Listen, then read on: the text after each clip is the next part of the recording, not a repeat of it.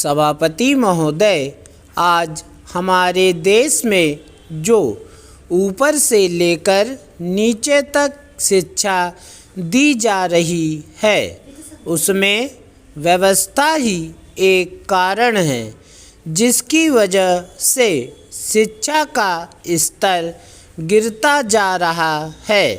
मेरा अपना विचार है कि जो शिक्षा प्रणाली है और जिस रूप में शिक्षा दी जा रही है वहीं अनुशासनहीनता का भी कारण है।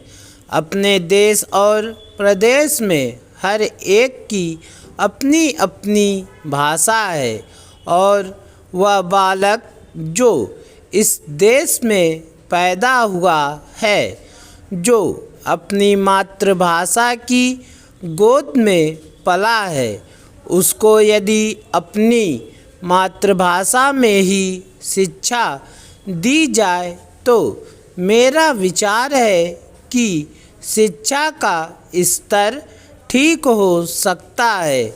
जो सबसे बड़ी भूल और कमी सरकार के द्वारा दी जाने वाली शिक्षा के संबंध में हो रही है वह यह है कि बालक की मातृभाषा में शिक्षा न देकर उसको उस भाषा में शिक्षा देने की व्यवस्था की गई है जो हमारे देश या प्रदेश की भाषा कभी रही ही नहीं। मेरा अभिप्राय विदेशी भाषा अंग्रेजी से है।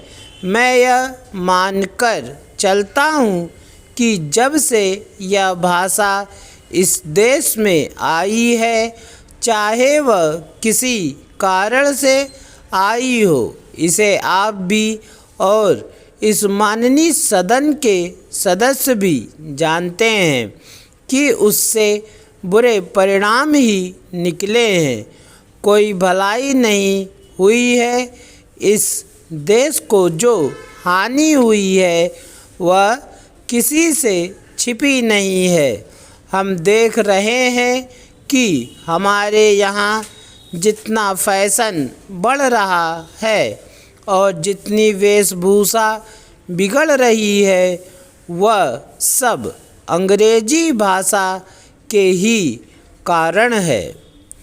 जिस समय यहाँ पर अंग्रेज़ों का राज्य था, प्रायः यह देखने को मिला था कि वे लोग जो विशेष करके किसी न किसी तरह से सरकारी पक्ष के ही होते थे, अंग्रेज़ों से मिलने के लिए जाते समय अंग्रेजी वेशभूषा का ही प्रयोग करते थे।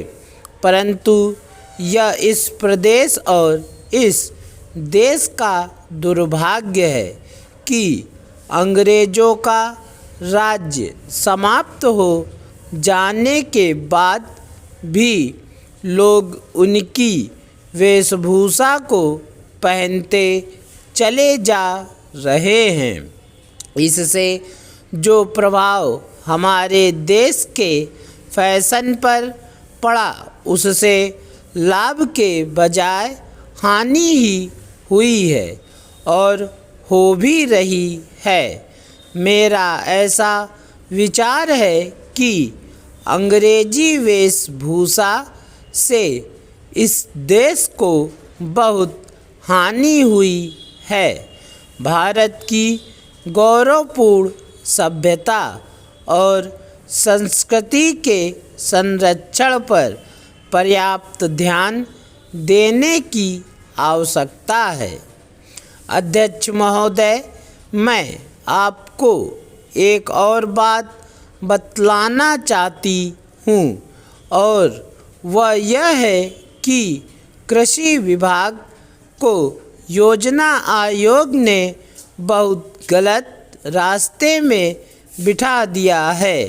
उन लोगों के पास लड़ने के लिए दम नहीं है और देश में खाद्यान्न का उत्पादन बढ़ाने के लिए जो योजनाएं चाहिए, पूर्ण विराम।